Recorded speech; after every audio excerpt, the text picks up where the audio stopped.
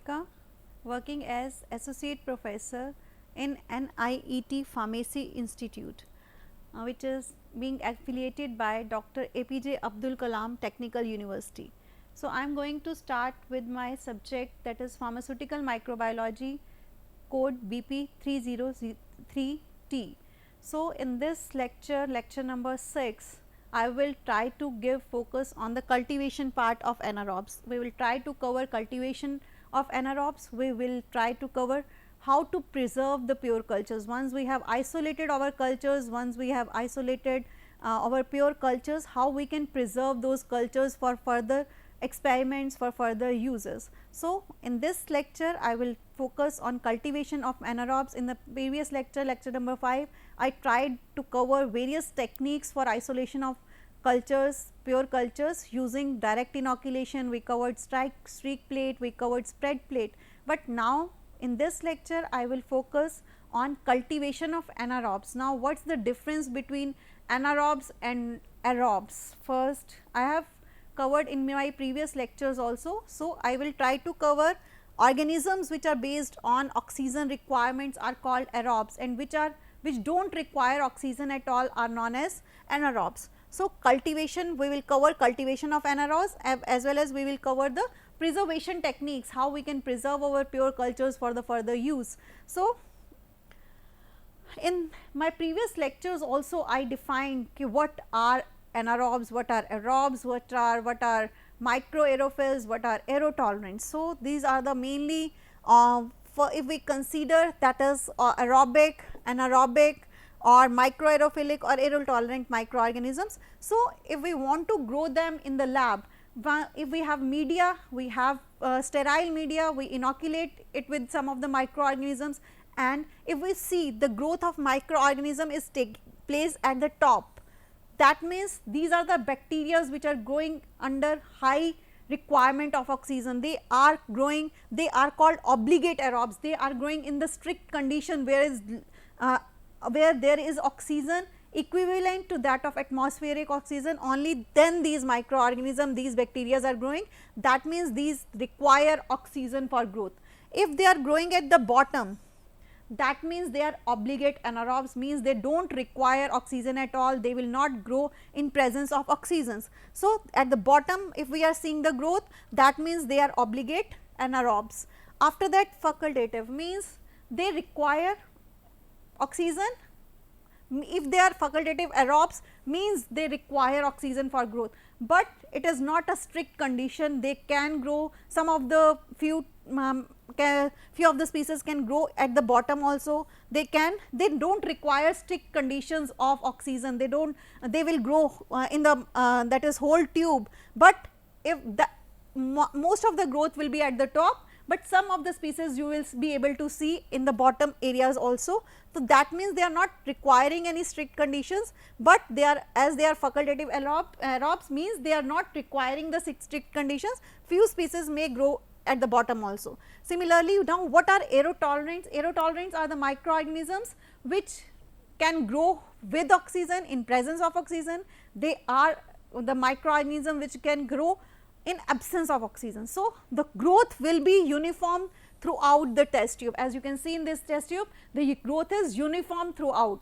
So, that these are known as aerotolerants which can grow in presence as well as which can grow in absence of oxygen. Now, what are microaerophils? Now, microaerophils are the organisms, are the microorganisms which actually require oxygen for the growth, but they do not require the oxygens which is equivalent to that of atmospheres. They require less amount, they require oxygen for respiration, but they do not require oxygen which is equivalent, which is at a level of if that is equivalent to that of atmospheric oxygen. So, they will grow at the top, but in the middle layer. Middle layer means they will require oxygen just below the top layer they will grow, means they require oxygen for growth, but they require oxygen less than that of atmospheric oxygen. So, these are the types of organisms based on oxygen. We have already discussed the classification in the classification part. So, this is obligate, means they require strict conditions. Facultative, they do not require strict conditions, but Yeah, yes, aerobic they will grow in presence of oxygen, anaerobic they will grow in absence of oxygen. So, next one is aerotolerant and microaerophils. Aerotolerants which don't which can grow in presence, which can grow without oxygen also. So, microaerophils which require less amount of oxygen for respiration, they will grow in a little amount, but not amount which is equivalent to that of atmosphere. So, if we want to cultivate our anaerobes, means we require an area, we require an atmosphere in which there is no oxygen, so that we must be able to cultivate our anaerobes. So, for cultivation of anaerobes, what we need is the media. Media, we have to add some of the ingredients which provide conditions which are oxygen free, so that those agents must be able to reduce, means we need to add special kind of agents into our media, that is called as reducing agents. Now, what are reducing agents? Reducing agents are the agents which will reduce the redox potential, they will absorb, they will react with the oxygen and they will reduce the redox potential. Some of the even anaerobes or microorganisms require redox potential which is lower than that of that is 110 MV. So, most common reducing agents which are used in the lab are like sodium thioglycolate. We require sodium thioglycolate, we may require pyrogalol, we require sodium dithionite. So, these all agents are acting as reducing agents. They will reduce the redox potential, they will make a media, they will create a condition in which there will be no oxygen, so that our microorganisms which are anaerobic in nature, they will be able to grow. Sodium thioglycolate is the most common media which is used, that is for the growth of anaerobic microorganisms, and it is always used in combination. It is always used in combination with ascorbate, and mainly we incorporate some traditional medias for culturing anaerobes. So, in traditional medias, what we will do, we will just add this sodium thioglycolate or thioglycolate agents along with ascorbates, so that it may reduce the redox potential and we will be able to grow our anaerobes. And thioglycolate is one of the agent which is highly stable. We do not require that is to create oxygen free environment, we will just keep it at room temperature and it will be stable and can be therefore be included in the media prior to flushing. We can add these thioglycolate media, as it is stable in nature, we can add in the media prior to flushing the oxygen free gas. So, whenever we are going to prepare our anaerobic, we need to cultivate our anaerobic microorganisms, what we need to do? We have to create an oxygen free environment, either by flushing the oxygen free gas or by adding some of the agents like reducing agents like sodium thioglycolate, like that is pyrogalols we can add, so that our environment must be free from oxygens. Similarly, we can add sodium dithionite, which reacts extremely fast with the oxygen. It will react with the oxygen, it will dissolve the oxygen, whatever oxygen will be present, and it will remove the oxygen from the media, so that our anaerobic microorganisms can grow. So, for cultivation of anaerobes, as I am telling that we require oxygen free environment. So, we can use our even pre-reduced media tubes. Pre-reduced media tubes are the tubes which are available in the market, which we can store for the further use in the lab. So, pre-reduced tubes will contain, that is media which will have an environment which is oxygen free, like this. If you can see this test tube, these are pre-reduced media tubes which contain an agar coated layer over the test tube. Test tube will contain a agar coated layer, and there will be hydrogen and CO2, means oxygen free environment or oxygen free gas we have to add within that tube, so that oxygen that tube must not have any of the that is oxygen within the chamber, so that we can grow our anaerobic microorganisms. So, these pre-reduced media tubes can be stored in both type of vials, they can be stored in types of test tubes, they can be stored in, mainly they are stored in dark places and can be stored for several years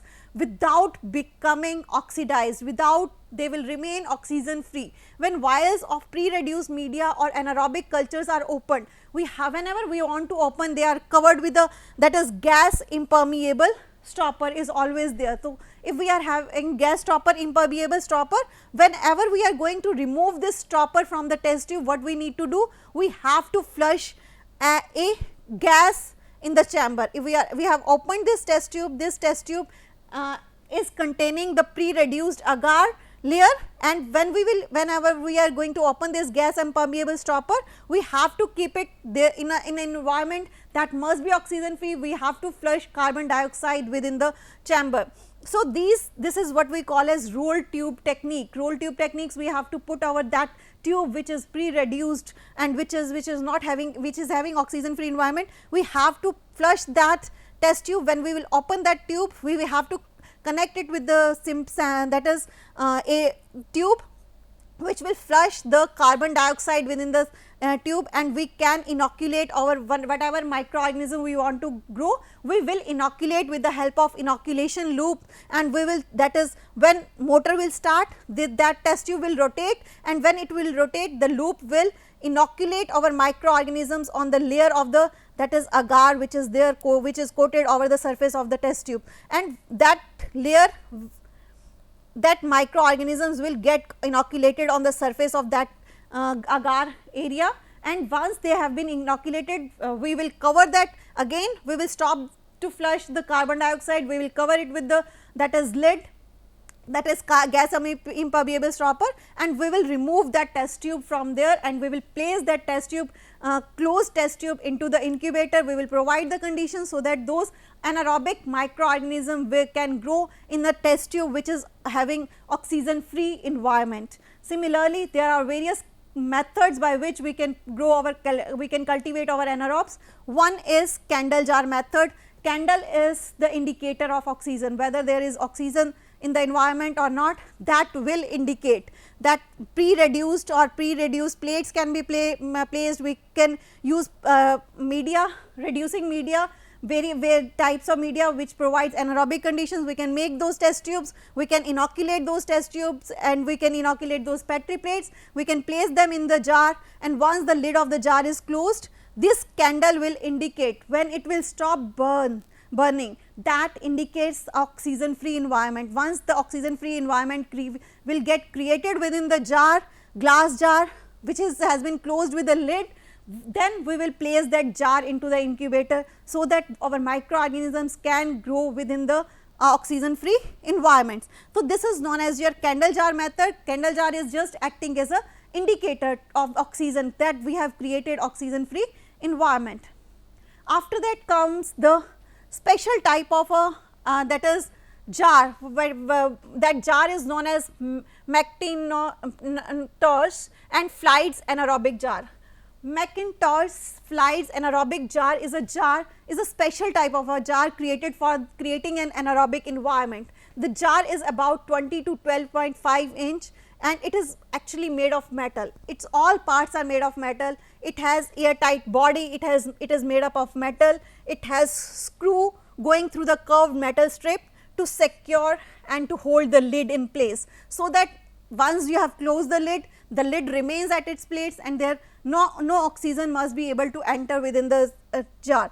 A thermometer is always attached with the internal that is jar, so that temperature can be noted out. It has pressure gauge system along with it to measure the internal pressure. It has side tubes, evacuation tubes are there, so that we can introduce our oxygen free gases within the jar regularly. We can vacuum the we can attach that jar to the vacuum pump to that is remove the oxygen and to flush the oxygen free gases within the jar.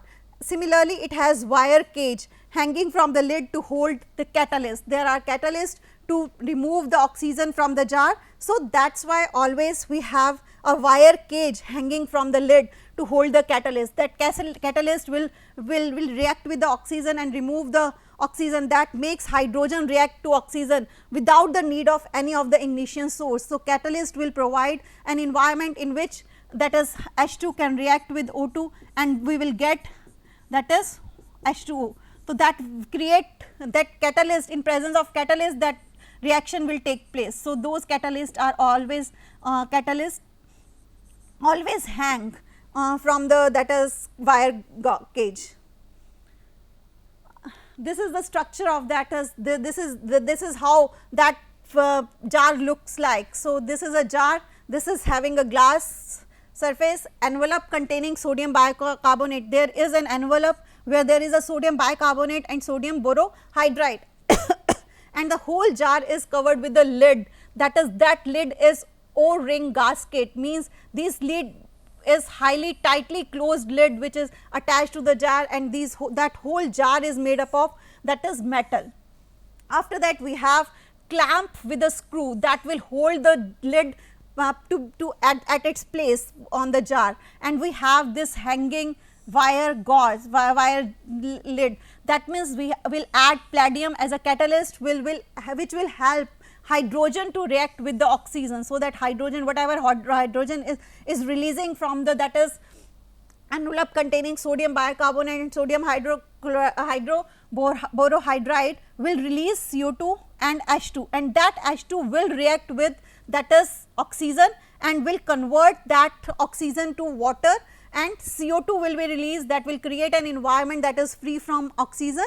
So, in this way the Petri plate in which we have added the reducing media, the media which will provide the oxygen free environment, those Petri plates containing the media will be added to that jar, that is what we call as a special type of a jar made created for creating an oxygen free environment. In that we will place it the Petri plates containing reducing medias and inoculated anaerobic microorganisms, and once we have placed, what we will do, we will add these envelopes within the jar, we will close the lid of the jar and anaerobic environment will be created, and it will also have one indicator, as in candle jar method candle was acting as an indicator that we have created the oxygen free environment. In this case what we have added the methylene blue indicator. Now, what methylene blue indicator will do? Methylene blue indicator will give you an indication that you have created an environment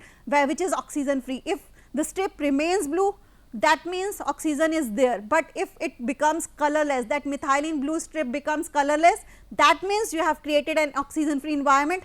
After that the whole chamber will be placed in the incubator, so that your anaerobic microorganisms can grow in oxygen free environment. So, indicators are the most important to be added in the samples.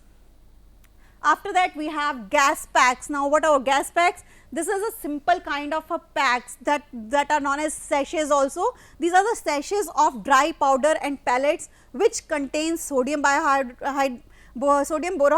These are the gas packs which are added to the normal jars. Normal jars we can add these gas packs within the normal jars, like sodium bicarbonate, they will contain sodium borohydride, they will contain sodium bicarbonate, they contain citric acid, they contain cobalt.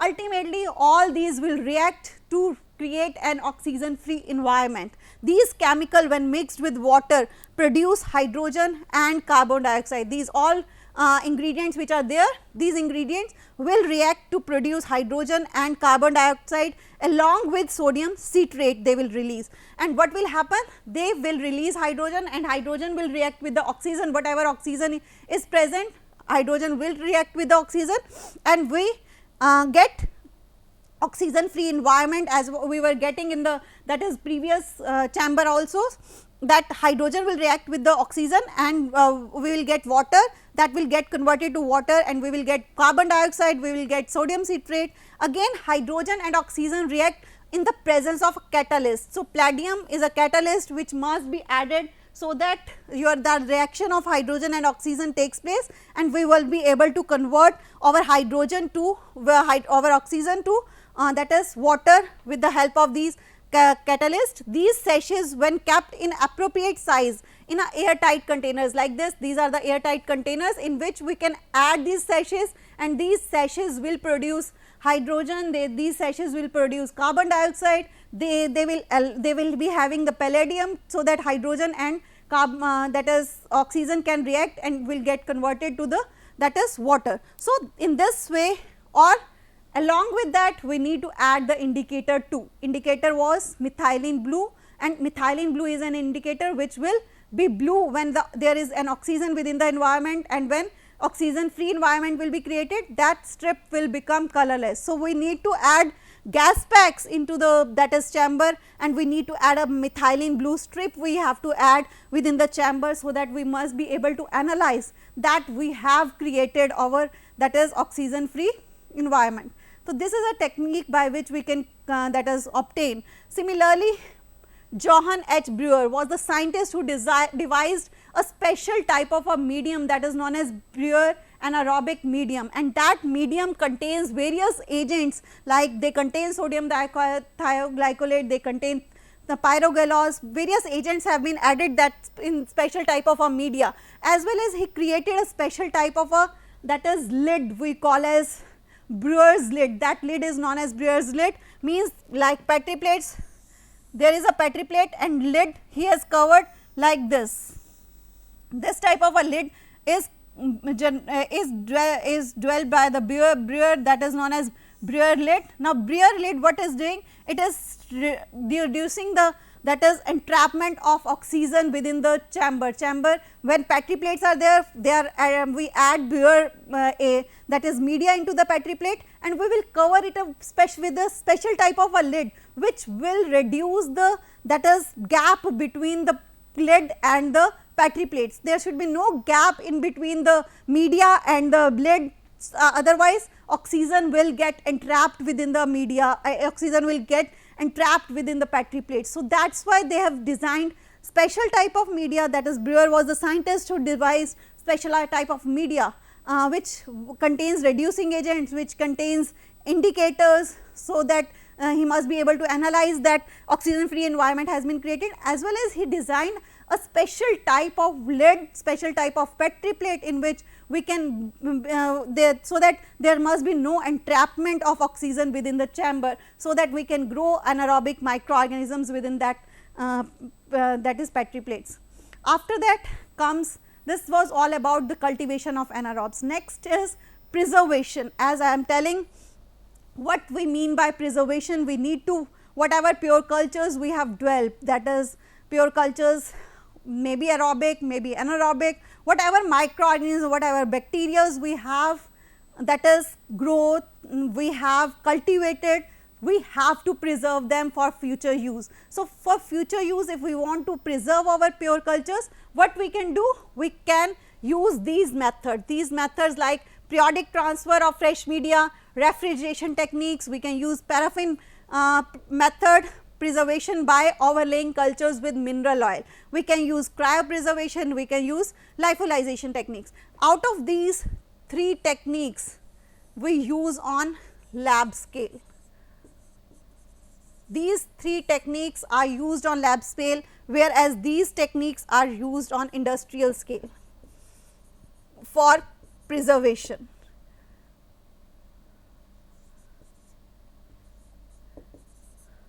Now, what we do in these techniques, that is on the lab scale and on the that is industrial scale.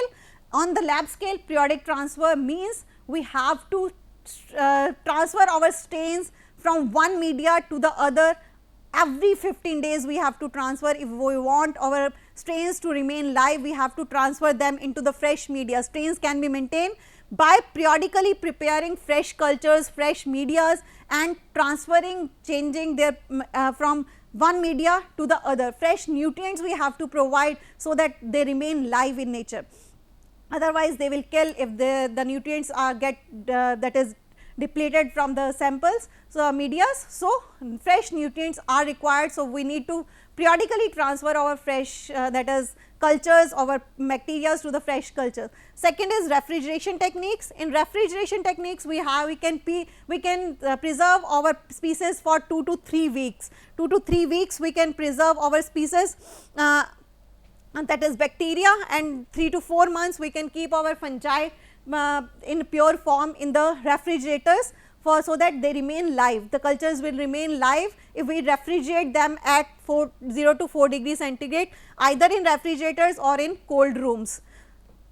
Third technique is paraffin method. That means we whatever stabbed cultures, whatever slant cultures, whatever isolations we have done, we will on isolated colonies, what we will do? We will spread a layer of paraffin over that. It will provide that is for by this method we can preserve our cultures for by this method we can preserve our cultures for that is what we call as for one that is 1 year to 2 years we can preserve. We as I told, we can prepare our that is stab cultures, means microorganisms are there in the in upright positions, where that is this is known as stab, and we have slant preparation, slant where we can isolate our that is microorganisms like this. If microorganisms are there, what we will do, we will put a layer of mineral oil here. So, once we will put the layer of mineral oil here, what will happen, it will that is preserve our microorganism, whatever microorganisms are there that is at the lower layer that is beneath the mineral oil layer, they will remain live, they will remain preserved for longer durations, and for longer durations we can preserve, but this technique is generally used for that is 1 to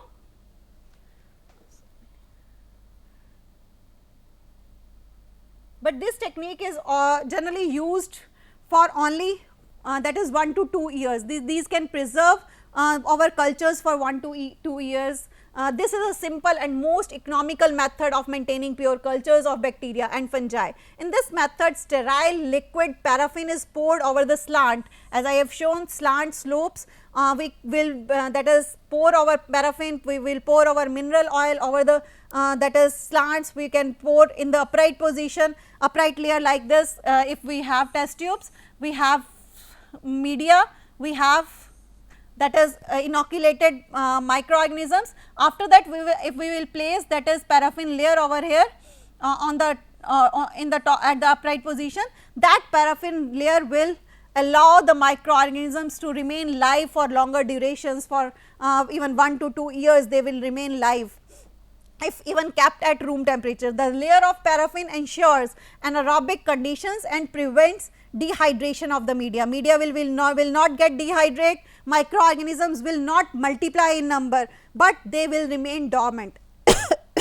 This condition helps microorganisms or pure cultures to remain in dormant state, and therefore the cultures can be preserved for months to years, varying from species to species. So, in this way we can preserve. One technique was that is transferring them from one culture to the fresh media to provide fresh nutrients. Second technique I told you, that is refrigeration. We can provide we can refrigerate our pure cultures at temperature of 0 to 4 degree centigrade. 2 to 3 weeks ke liye if we want to preserve, we can go for refrigeration, but in refrigeration also we have to go for the fresh cultures, and after that comes the paraffin method. In this we can preserve our cultures for 1 to 2 years. And last one is the industrial scale techniques. In industrial scale technique, one is freeze drying and second one is cryoprotective agents. In freeze drying is a process by which water or solvent, whatever water and solvent is there, we will remove that solvent, we will freeze, we will sublime, and we will get a dry product. We will get the dry form of our microorganisms, we will get lyophilized or freeze dried form of pure cultures, and that can be stored for even 30 years. We can preserve our, by this technique is used on the industrial basis, we can preserve our species for 30 years. For 30 years they will not grow in number, they will remain in dormant state, but they, whenever we will again put them into the fresh culture, they become live, they will, we can use those microorganisms further for other purposes. Similarly, we can see cryopreservation. Cryopreservation is also one of the method by which we can preserve our microorganisms for longer durations. We can use dimethyl sulfoxide as cryoprotective agents in the on the lab scale. So, these are the references which you can follow for all this. So, that is Prescott, Pelzar, all will cover the isolation technique, all will cover the that is your what we have discussed today, that is cultivation of anaerobes, that is preservations. So, thank you so much everyone.